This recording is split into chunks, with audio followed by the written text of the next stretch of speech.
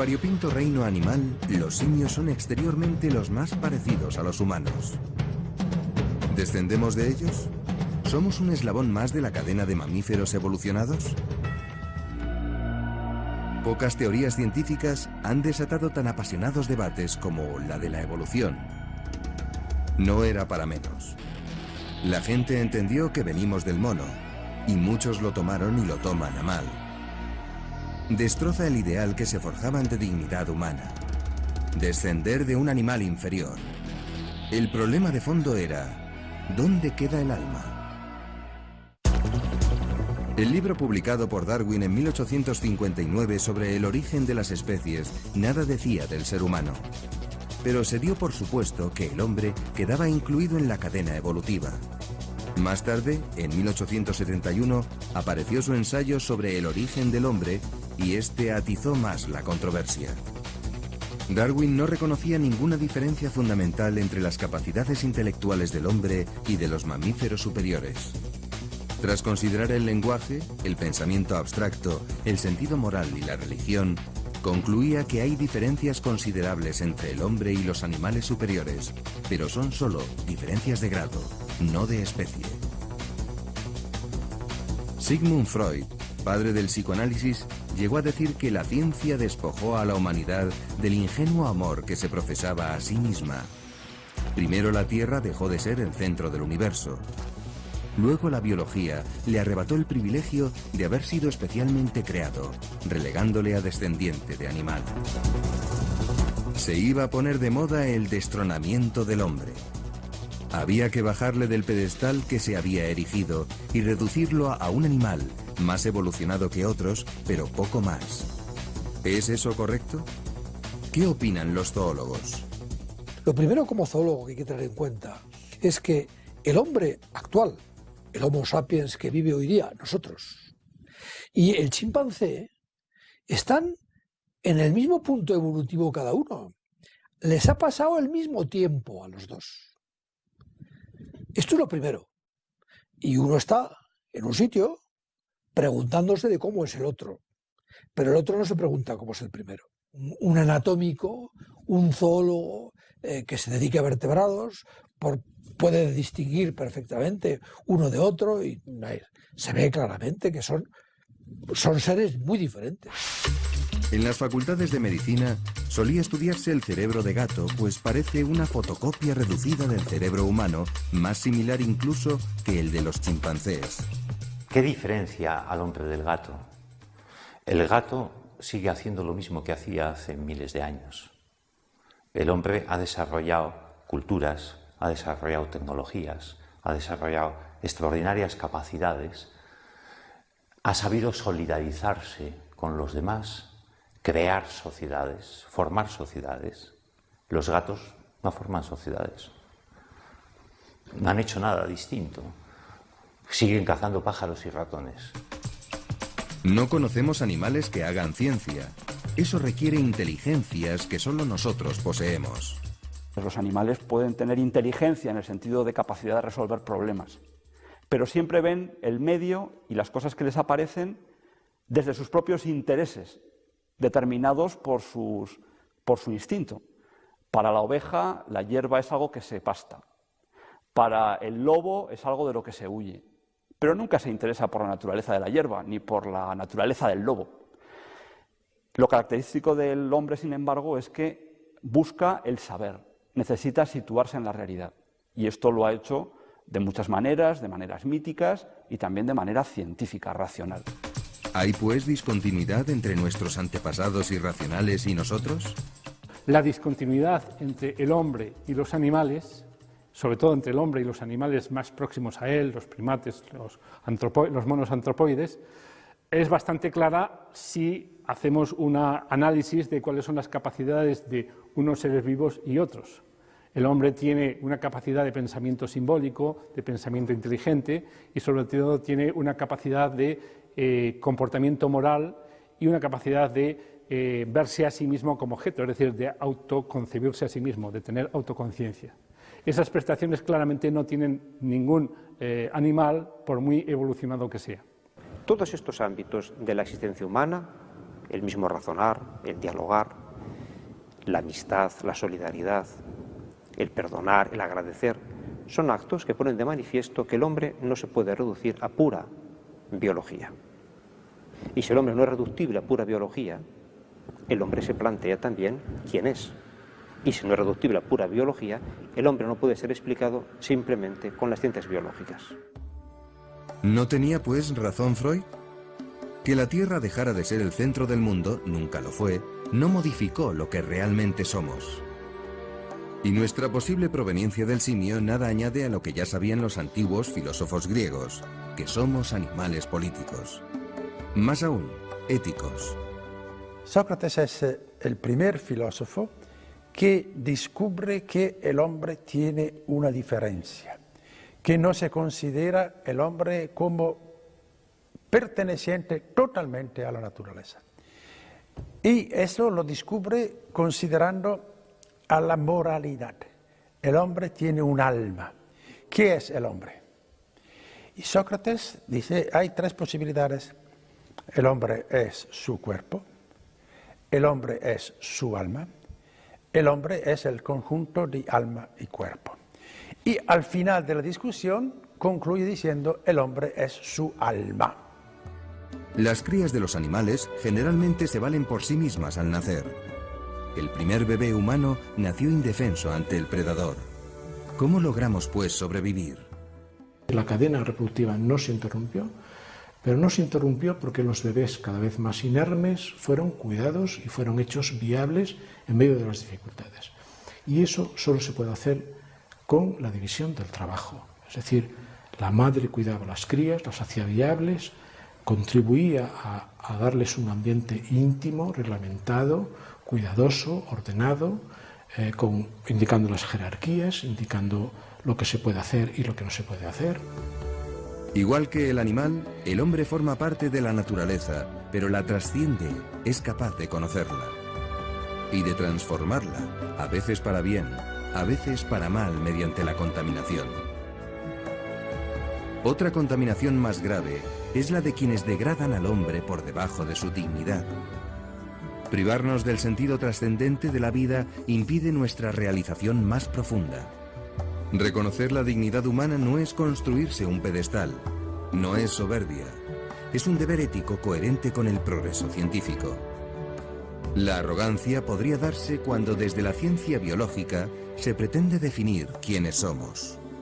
Nosotros ya sabemos quiénes somos. Somos seres espirituales y libres. No necesitamos la ciencia natural, la biología, por ejemplo, la física, para saber quiénes somos como hombres. Lo sabemos, somos seres espirituales, libres, tenemos esa autoexperiencia de nosotros, y por eso no es lícito interpretar el hombre en base a la evolución, sino tenemos que, al revés, interpretar la evolución partiendo del hecho del hombre como ser espiritual. Decir que el hombre es un ser espiritual es decir que es algo más que el resto de los seres vivos, de los animales, porque un ser espiritual es un ser personal, no es simplemente un individuo de la especie. Un argumento para el destronamiento del ser humano es que el hombre surgió por un azar de la evolución y no como un fin previsto. Es verdad que el azar y la casualidad existen. Muchos sucesos naturales no responden a ninguna ley necesaria, sino a la confluencia accidental de causas independientes. Eso nos parecerá casualidad a nosotros, pero no lo es para Dios. Solo nosotros estudiamos el mundo como un objeto. Esto exige abstracción y creatividad. Para investigar el movimiento, Newton redujo todos los cuerpos a puntos y redujo todas las fuerzas a la gravedad. Eso es una simplificación enorme, pero así pudo aplicar las matemáticas a ese modelo simple y consiguió resultados excelentes. Hacemos ciencia creando modelos teóricos, ideando experimentos, poniéndolos a prueba y comparando los resultados con lo previsto en la teoría. Todo esto se basa en nuestra capacidad de razonar y en el sentido de la evidencia, pero en el fondo subyace el anhelo del ser humano por conocer la verdad. Quien la busca en serio se suele preguntar si lo que ve u oye es cierto. Sabe que los sentidos pueden engañarle. Cuando discutimos estos problemas con nuestros estudiantes, les preguntamos, ¿y ustedes creen en la evolución? Y claro, todos dicen, sí, claro. Y nosotros, pero es justamente lo que no tienen que hacer. Creer en la evolución. Hay que dudar. Es lo más natural. Lo triste hoy en día en la ciencia, digamos, es que se están creando religiones. Uno tiene que creer en lo que dice X, Y o Z persona. No hay hipótesis que uno tiene. Hay como grupos religiosos en ciencia, por ejemplo, los multiregionalistas y los que creen en Out of Africa. No creen, bueno, que digamos están convencidos de la hipótesis de Out of Africa. El destronamiento del hombre llevaría al encumbramiento del irracional. Ya han surgido movimientos que combaten por otorgar derechos a los animales. Aducen la escasa diferencia genética que nos separa de los chimpancés. Ese porcentaje de diferencia de DNA, de un 4% aproximadamente del DNA, hombre, pues es lo suficiente para haber dado una distancia tan grande. Nos dicen que es muy cercana, algunas personas dicen muy cercana, y que hay que liberar al chimpancé. Y yo a veces he contestado que cuando dicen eso, primero habrá que pedirle al chimpancé o esperar a que el chimpancé pida la liberación. Entonces nosotros tenemos derechos, los animales no tienen derechos. Otra cosa es que el hombre tenga la obligación de utilizar, usar y cuidar la naturaleza y los animales incluidos como Dios ha querido. Nuestras capacidades son muy superiores, pero actúan en un soporte físico, el cerebro y los órganos sensoriales. Pero, ¿lo causan todo? Por ejemplo, podemos extasiarnos ante una puesta de sol. ¿Eso de dónde surge? Surge del sistema nervioso central, surge de los neurotransmisores. El hombre, la acción del hombre, la actividad humana no se reduce a biología, tiene biología. Quiero decir con esto que el hombre es un ser biológico, lo podemos comprobar constantemente, pero no es solo un ser biológico. El pensamiento no ha sido explicado plenamente por la neurociencia. La memoria, la imaginación, son funciones que nosotros tenemos y comprobamos a diario que no tienen explicación neurocientífica. No existe una correlación entre la capacidad craneana y la función, la inteligencia. Una persona, si tomamos solo el grupo del Homo sapiens, hay personas que tienen un cerebro muy pequeño y son brillantes, y posiblemente personas que tienen un cerebro inmenso y no llegan muy lejos. Todo nuestro organismo forma una unidad. También es unitario nuestro conocimiento. La ciencia se basa en la inteligencia y en los sentidos, en la hipótesis y en el experimento. Teoría y práctica se entrelazan. ¿Cómo surgió nuestra capacidad intelectual? A lo largo de la evolución pudieron existir homínidos cada vez más semejantes a nosotros, con capacidades de conocimiento paralelas al desarrollo de sus organismos. Y eso hasta llegar al nivel del Homo sapiens. Eso no debería sorprendernos. Al fin y al cabo, cada uno de nosotros comenzó, desde el punto de vista biológico, siendo una sola célula, el cigoto. En ella estaban ya inscritas las instrucciones para construir todo el organismo. Desde el seno materno, esa célula única es un ser humano nuevo, con su propio código genético. Sus potencialidades se van actualizando con el tiempo. Las dimensiones espirituales están presentes desde el primer momento, pero no se ven en el cigoto, ni directamente en el adulto. Si no se ven, ¿puede la ciencia experimental negar la existencia del alma? Cuando la gente desde la ciencia niega la existencia de un alma espiritual, pues está diciendo una cosa que es pseudocientífica, porque no puede desde la ciencia, desde la morfología, decir si el hombre es o no racional. No lo puede decir, porque lo que está viendo y estudiando son unas morfologías, no está haciendo otra cosa, unas conductas, puede decir que hay cultura, puede decir que hay alma espiritual. No lo puede decir, porque no tiene la capacidad, porque el alma espiritual no es una cosa observable desde el punto de vista científico positivo. La teología enseña que todo hombre posee un alma inmortal y espiritual, de ningún modo derivable de la materia. Cada niño que viene al mundo aporta una novedad absoluta, algo irreiterable que introduce una riqueza original en el universo y es el fruto de un acto creador por parte del absoluto. Esa novedad única es la producción de la nada de un alma nueva. No es que haya un almacén de almas que sean adjudicadas a cada cuerpo concebido, sino que el alma es creada individualmente para cada cuerpo concebido.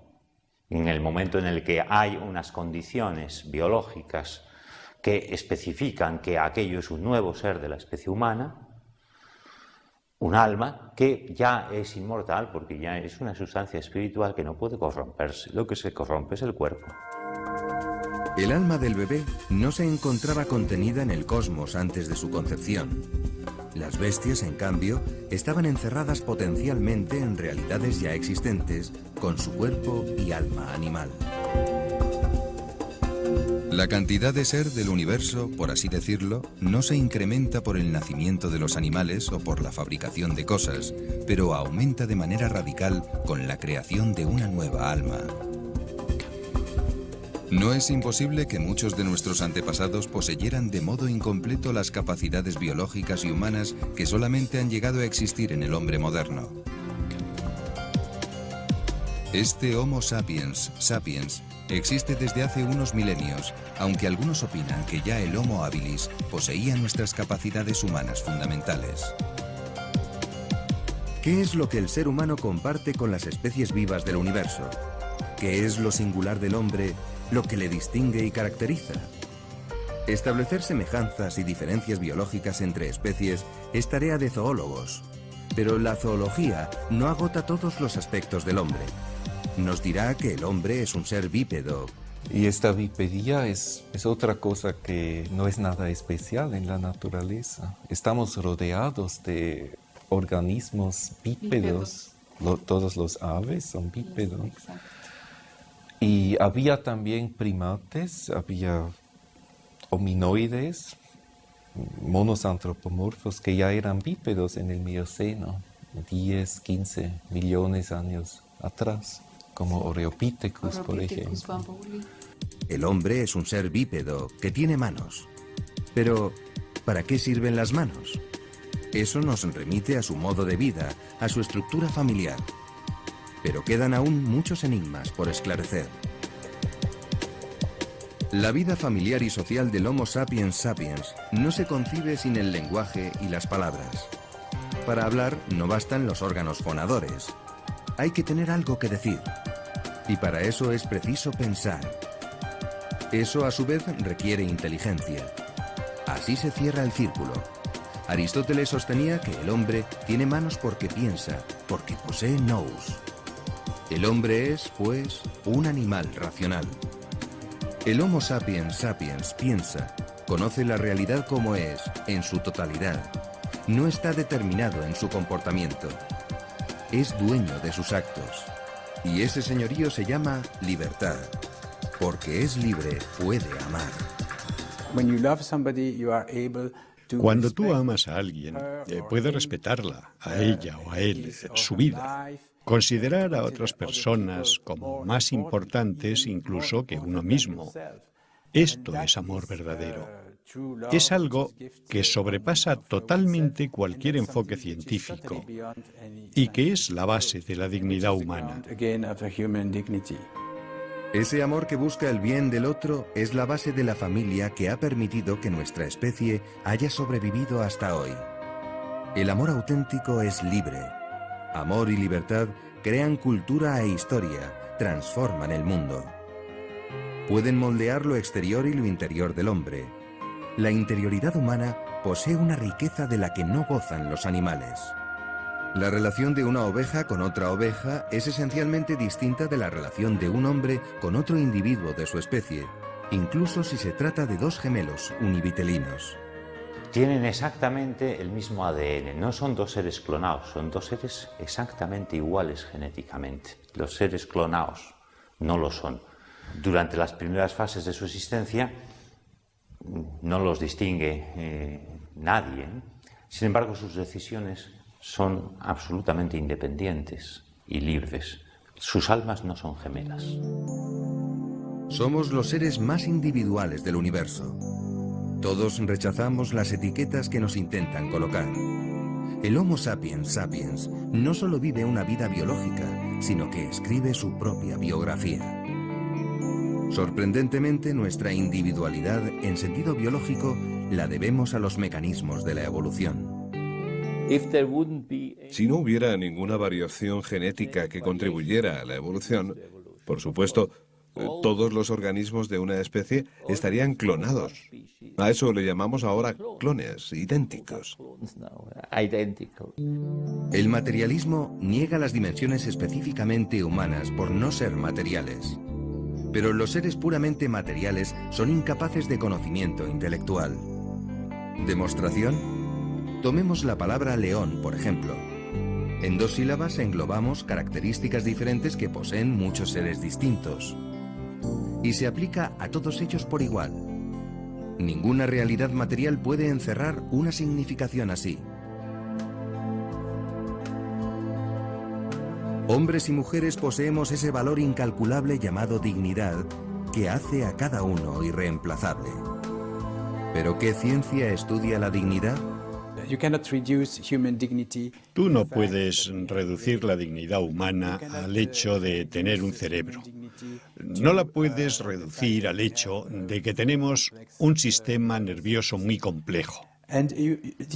La base de la dignidad humana es la humanidad misma. Esa no es una noción científica. Está basada en la capacidad que tenemos de entrar en una relación de amor y amistad con otros seres humanos. A fin de cuentas, toda dignidad se basa en la posibilidad de amarse unos a otros, y esto es algo que no puede captar la ciencia. La ciencia puede quizás captar el afecto sexual, pero eso no es amor. El amor es mucho más que eso. El hombre puede llegar por el amor a la cima y fuente de todo amor que es Dios. Él es infinito, pero muy cercano, muy semejante, porque es un Dios personal al que se puede hablar. El hombre es el único animal que tiene nombre porque puede hablar personalmente con Dios. Dios no habla a los hombres en general, sino a cada uno, y quiere de cada uno nuestra conversación, nuestro amor y nuestra amistad. Precisamente en esto consiste en la dignidad humana. Dios no creó la humanidad en abstracto, nos hizo uno a uno y nos ama uno a uno con nuestros nombres. Si lees las genealogías en el Antiguo Testamento, allí todas las personas son descritas una por una, de dónde vienen, y cada una de ellas es caracterizada, y sus características difieren mucho unas de otras. Eso significa, en nuestro lenguaje actual, variación genética. Las personas son distintas unas de otras. ¿Interviene Dios en la creación de cada ser humano? Algunos lo niegan. Sería incompatible con las leyes naturales, dicen. Olvidan que al hablar de la creación del alma humana, no nos referimos a un fenómeno físico, sino espiritual. Dios no actúa al estilo humano. Puede haber previsto que cada vez que se den las condiciones materiales adecuadas, comiencen a existir las dimensiones espirituales. Cada persona es una sola realidad con dimensiones materiales y espirituales. La capacidad intelectual de conocer es algo que no se puede reducir a la pura materia. Y también el deseo de belleza, la condición religiosa del hombre, es algo que no se puede explicar simplemente como un fruto de la evolución. La mayoría de nuestras experiencias inmediatas entrañan alguna dimensión espiritual que remite al alma. ¿Ejemplos? Los que enumeraba Sir John Necklace, premio Nobel por sus trabajos sobre el cerebro. Los sentimientos, las emociones, la percepción de la belleza, la creatividad, el amor, la amistad, los valores morales, los pensamientos, las intenciones. Y todo ello se relaciona con la voluntad y la libertad. Aquí cae por su base el materialismo, pues no explica que yo quiera hacer algo y lo haga, aunque me cueste sacrificio. Por ser libre, el hombre puede perjudicar los intereses de su especie, por ejemplo, mediante la guerra. Eso los animales no lo hacen. Su instinto se lo impide. El hombre siempre es, o bien se degrada en el sentido que es inferior a sí mismo, o puede superarse a sí mismo y llegar a una perfección moral que bueno, apunta ciertamente a una vida sobrenatural, ¿no? La libertad ilumina también el misterio del mal, fruto amargo del rechazo de Dios. La separación de Dios, el romper el vínculo con Dios, el quererse afirmar, entre comillas, adultamente frente a Dios, es lo que trae la realidad del pecado, que se plasma en un paraíso que deja de serlo, en una creación hostil, en unos dolores y unos sufrimientos, que lo expresa así gráficamente el autor del libro del Génesis para decirnos precisamente que fuera de Dios, afirmándose el hombre solo en la soledad de sí mismo frente a Dios, no encuentra su felicidad. Luego el ser humano es el fin de la creación. El Creador le regala el ser, le prepara su casa y le anticipa algo de su propia infinitud. La podemos ver reflejada en las estrellas que parpadean en la noche y en el espectáculo de las fuerzas de la naturaleza desatadas. Frente a ellas el hombre se siente indefenso para que pueda fiarse del Todopoderoso que le ama como padre y le reserva, si es fiel, una felicidad sin fin en un paraíso que ya no podrá perder.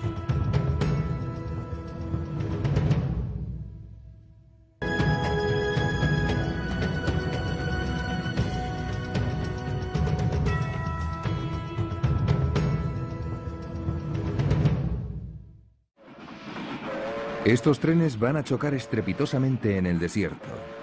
Uno representa a la ciencia, el otro a la religión.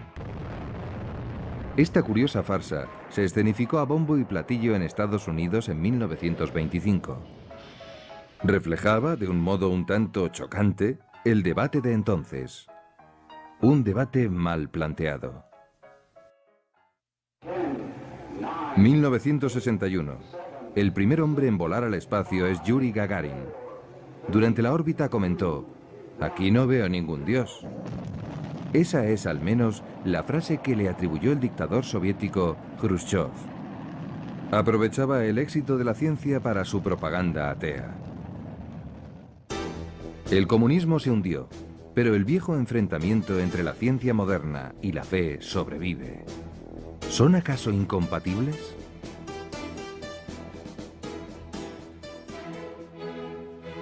No lo fueron durante siglos. Al contrario, el cristianismo preservó los tesoros de la cultura antigua tras las invasiones bárbaras. En el milenio siguiente, la arquitectura, la literatura, la música, la pintura y las demás artes y ciencias recibieron su impulso de la Iglesia. La religión está en el origen de las universidades, motor del progreso. Y los genios que hicieron avanzar la ciencia moderna fueron en su gran mayoría creyentes. Porque se podría hacer una larguísima lista de científicos creyentes, empezando con el mismo Galileo, Newton, Liebig, Ampère, Einstein mismo en su manera de ser. Se podría hacer una lista larguísima. La religión cristiana ha supuesto siempre progreso. Sacó al mundo de la superstición y de la magia. Antiguamente la fe de Cristo fue atacada por magos, adivinos y filósofos materialistas. Hoy lo es también por la pseudociencia, y uno de los argumentos más utilizados es el evolucionismo.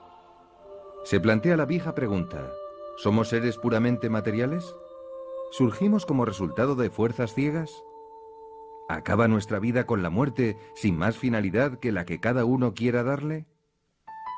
¿O somos los predilectos de un amoroso plan divino que nos eleva por encima del resto de la naturaleza y da sentido eterno a nuestras vidas? Un científico, un filósofo, un teólogo pueden estudiar una misma realidad desde perspectivas no excluyentes.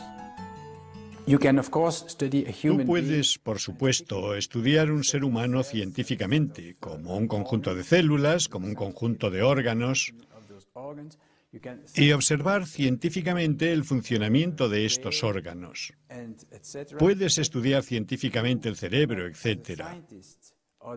Pero no puedes como científico, o la actitud científica no puede captar el hombre en su totalidad, que es irreductible a una colección de propiedades. Filosofía, ciencia y fe son conocimientos armonizables, no son excluyentes ni divergentes. A veces parecen contradecirse, pero por lógica no puede ser así. Cada uno de estos saberes nos brinda conocimientos complementarios, ya que utilizan un método y tienen un fin distinto. Para bastantes planteamientos de la biología actual, procedemos de un primate, es decir, no hemos sido creados directamente por un ser superior. Somos producto de una evolución biológica. La filosofía puede saber que el hombre es un ser creado y contingente, compuesto de una materia, el cuerpo, y una forma, el alma. La religión aporta una respuesta trascendente. El origen del hombre está en la creación que Dios ha querido. Ha sido moldeado para dominar la naturaleza y gozar de la presencia divina. El cristianismo afirma la creación del ser humano a imagen y semejanza de Dios. El Creador tiene para él un plan inefable: hacerle copartícipe de su gloria por toda la eternidad. No hay contradicción entre las diferentes formas de saber si respetan su ámbito metodológico, pero hay que integrarlas para mejor entender el misterio de nuestro origen y nuestro destino. Me gusta la vieja metáfora de Galileo. Dios se reveló en dos libros, en el libro de la Biblia y en el libro de la naturaleza. Y puesto que el autor es el mismo, los cristianos pueden encontrar una bella consonancia y coherencia entre ambas lecturas. Pero tienes que darte cuenta de que es realmente difícil hacer ciencia, leer en la naturaleza, y es igualmente difícil leer la Biblia. Tienes que usar tu inteligencia para entender lo que el autor ha querido decir en ambos libros, en el de la naturaleza y en el de la Biblia.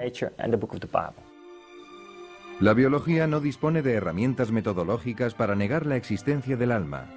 Tampoco la filosofía y la religión pueden negar los datos experimentales que dan pie a la hipótesis científica de la evolución.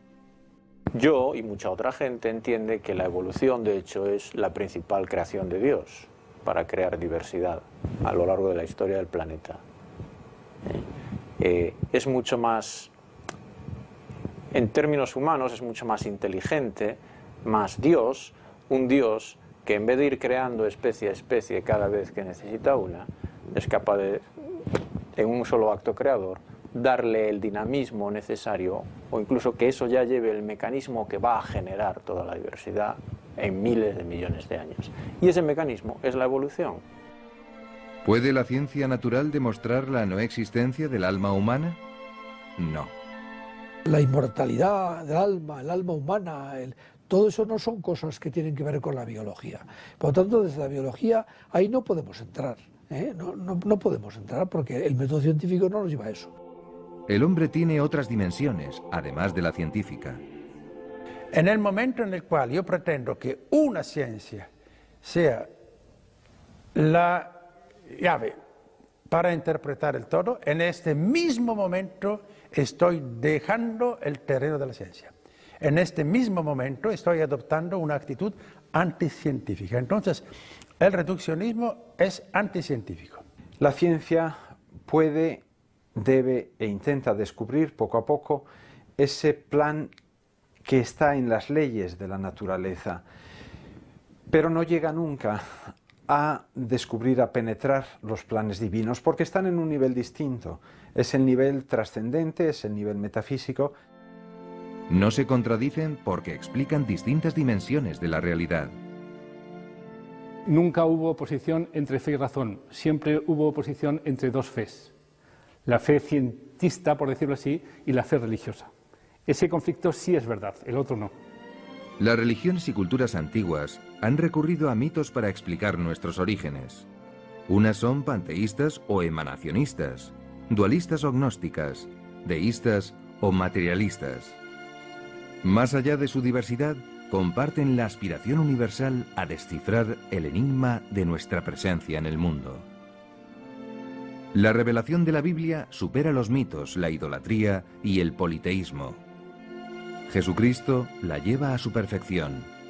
Proclama la existencia de un solo Dios, Padre Todopoderoso, Creador de cielos y tierra, que forma al hombre a su imagen.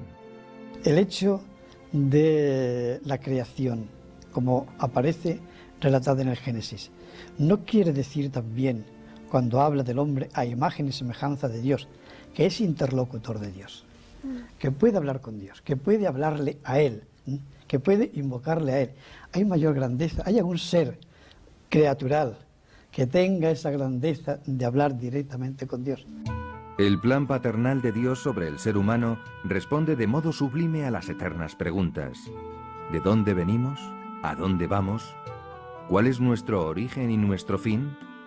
¿De dónde viene y a dónde va todo lo que existe? Origen y fin son cuestiones inseparables. Dan sentido y orientación a la vida humana. En las soleadas tierras del Egeo preclásico surgieron pensadores que defendieron planteamientos diversos acerca de nuestro origen. Sus opiniones perduran en el pensamiento actual.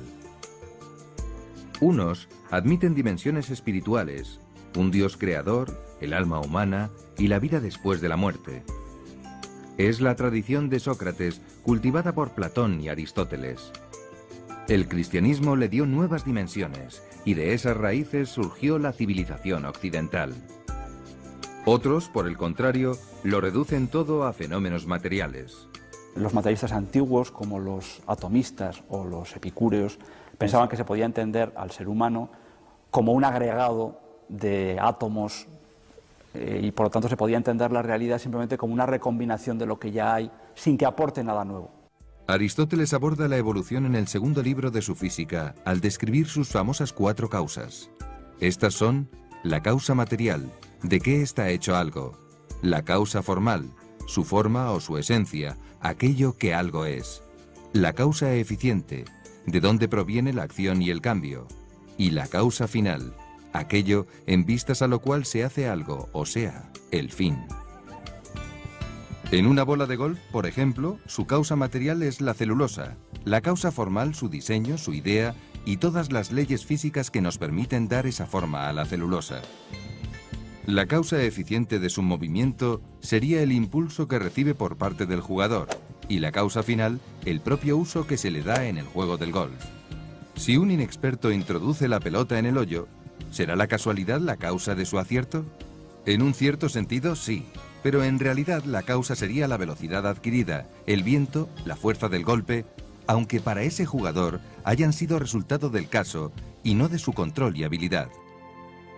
El azar no está reñido con esas 4 causas, ni con el conocimiento que el hombre puede alcanzar de la realidad. Es un elemento a tener en cuenta por su propia condición imperfecta, pero no basta para explicar la realidad.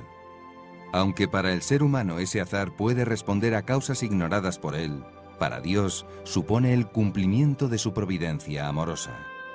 La coincidencia accidental de causas no debe confundirnos. En la naturaleza, unas causas obran necesariamente y otras de modo contingente. El azar puede jugar un papel por nuestra ignorancia o por la misma indeterminación de la materia. Pero sabemos que detrás, las leyes de la naturaleza actúan, aunque no siempre de modo determinista. La biología presenta una teleología o finalidad intrínseca. Cada órgano tiene una función, cada animal tendencias. Pero eso no puede significar que la naturaleza busque un fin o pueda planear algo. La naturaleza obra a ciegas, pues no es persona ni goza de inteligencia. Para la biología, las cosas simplemente suceden según ciertas leyes que somos capaces de conocer. pero a través de la razón podemos reconocer en ese orden un sentido que nos habla del plan que el Creador tiene sobre la creación. La evolución por sí misma no buscaba la aparición del hombre, pues la mera naturaleza no puede querer nada. Es como este coche. El vehículo no persigue ninguna intención en este viaje. Se desplaza sin tener conciencia de dónde va. Visto desde el volante o desde las ruedas, su movimiento no tendría finalidad. ¿Pero es esa la única perspectiva posible? Desde la óptica del conductor, el viaje cobra sentido. Las etapas, las poblaciones por las que pasa y el destino final ya no son sucesos absurdos a merced del azar. De modo análogo, un ser supremo pudo haber creado el universo con las leyes que le obligaban a desplegarse en el tiempo y el espacio.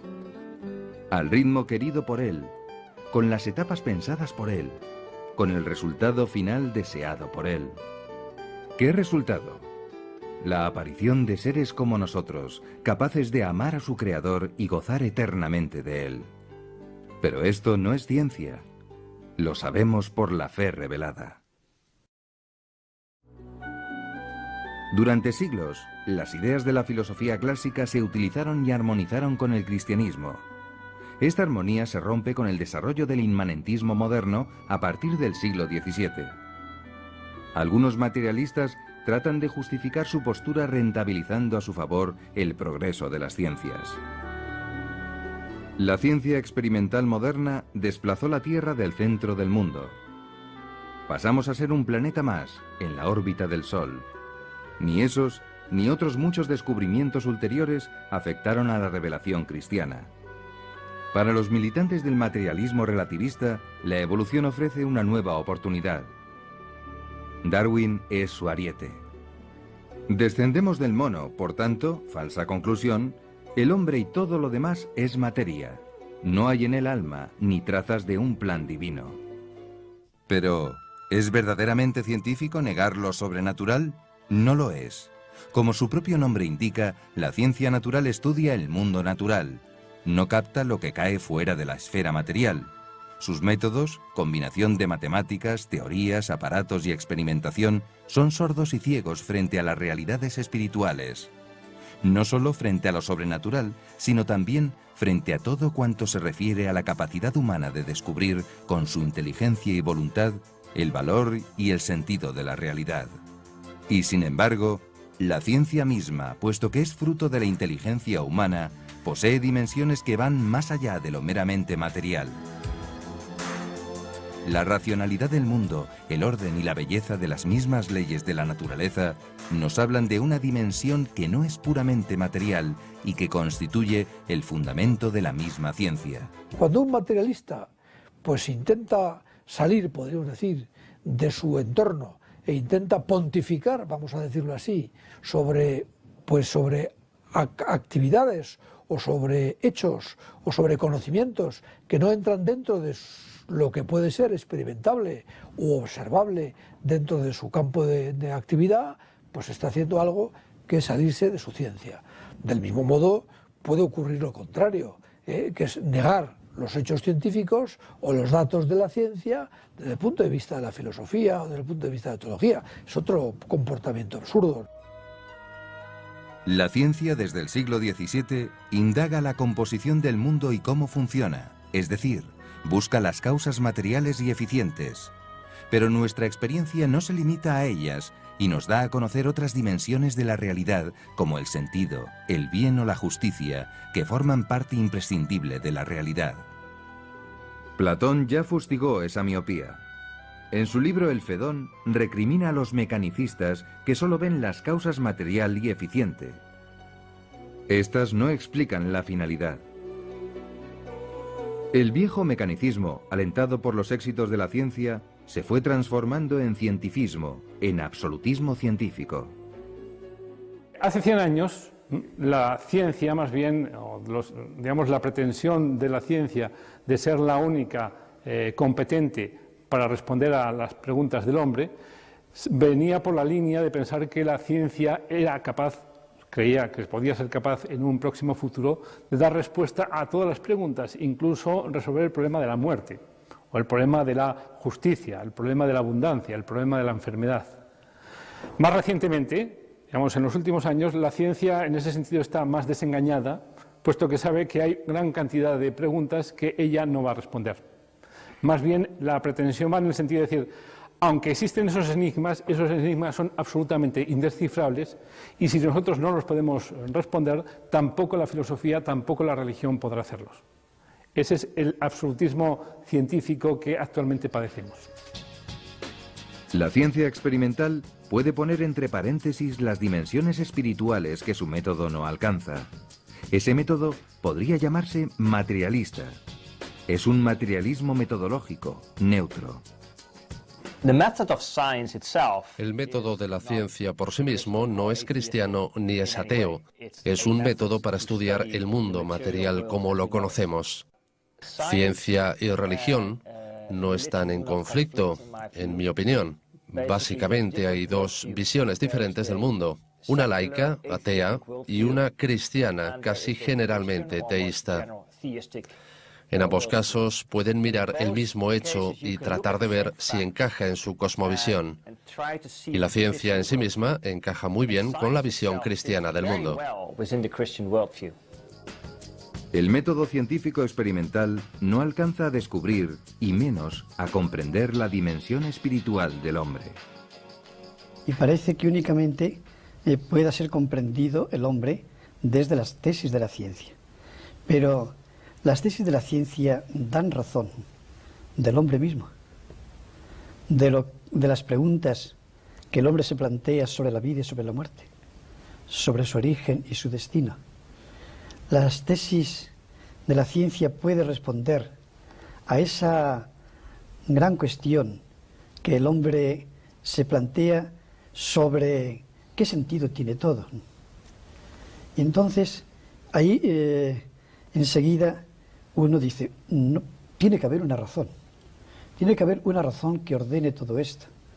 Tiene que haber una razón que no sea simplemente el azar o la necesidad la que han dado origen a este ser concreto que se plantea esas grandes cuestiones. El conflicto surge cuando este materialismo metodológico se erige en ontológico. Da así un salto indebido al plano filosófico tratando de negar, sin demostrarlo, la dimensión espiritual. Rechaza lo que no ve. Niega incluso que otros vean con instrumentos más aptos que los suyos. Un conflicto muy distinto procede hoy del fundamentalismo. Yo creo que el fundamentalismo religioso es probablemente un fenómeno más difícil de mantener a la larga, ¿no? Porque todo hombre religioso sabe que Dios es un misterio, que Dios no lo puede abarcar en la mente humana y por lo tanto que las obras de Dios tampoco pueden ser del todo comprendidas. Podemos de alguna manera entender su significado, alcanzar parte de su entraña, pero llegar a reducir desde un dogma religioso absolutamente toda la realidad, eso es algo claramente imposible. Darwin fue utilizado como si fuera un aliado del materialismo y un enemigo de la religión. No lo era. Gran parte de los creadores de la teoría de la evolución, el mismo Wallace, que dio la primera formulación, eran personas creyentes o personas que por lo menos tenían un horizonte espiritual. Y eso existió ya en su comienzo en el siglo XIX y existió posteriormente. Es decir, una gran cantidad de sabios evolucionistas han hecho perfectamente compatible su creencia en la teoría científica de la evolución con su creencia en un horizonte religioso, en la existencia de Dios y en la dignidad humana. No es científico aducir que creer en el alma o en el plan divino de la creación sea un regreso a la mitología primitiva. El mito es más bien afirmar que Dios está ausente del mundo y por tanto de la evolución. La evolución, entendida como teoría científica apoyada en datos empíricos, es una hipótesis que se va desarrollando cada vez más. Pero todavía queda mucho por añadir o completar, sobre todo respecto a los mecanismos que la regulan. El evolucionismo no es sostenible cuando se esgrime como ideología negadora del finalismo. Todo no se debe a la casualidad y a la necesidad, como afirmaba Jacques Monod, referente típico del materialismo. Los conflictos podrían superarse con un enfoque interdisciplinar. Y es necesario adentrarse en muchas otras disciplinas. Yo le llamo a eso atención transdisciplinar. Y para alcanzar eso, el estudiante debería ser educado en su propia disciplina. Pueden ser 2 o más disciplinas, de una manera muy sólida, de modo que llegue a ser excelente en su propia disciplina. Pero al mismo tiempo debe ser competente para poder trabajar a nivel interdisciplinar con otros científicos, a fin de integrar todos sus conocimientos en una visión omnicomprensiva del mundo. Cada ciencia o disciplina debe aportar lo que sabe sobre el hombre. Lo lógico es integrarlas de modo coherente y unitario. Eso es factible de diversos modos.